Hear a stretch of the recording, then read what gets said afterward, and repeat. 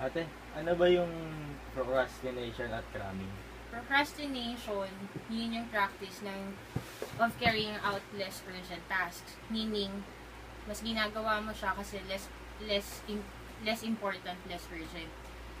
Tapos, ngayon, ginagawa mo siya kasi nga mas pleasurable sa'yo dahil hindi siya stressful. Yung cramming naman, ginagawa mo siya with determination, pero kasi malapit ka na dun sa due date or sa deadline mo. Ano? Tulad halimbawa kayo mga students, diba? Mga students, pag may examinations, last minute sila nag-review. So, that's cramming. Minsan, tinatapos nila yung project nila just a day before or ahead of time yung due dates nila. Ganon yung cramming.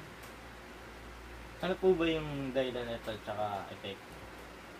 Yung dahilan, yung procrastination, ginagawa mo nga siya kasi nga, mas pleasurable sa'yo dahil wala kang stress na nararamdaman. Kasi alam mong less important siya. Pero, at the end, doon mo ginagawa yung stressful work. Up to the last minute mo siyang ginagawa.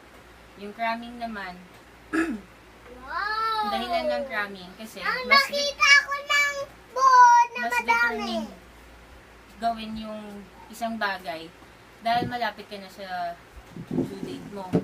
So, parang tinatawag nilang adrenaline rush. Ako. Parang ganun yung sa cramming. Sige po, yun lang po.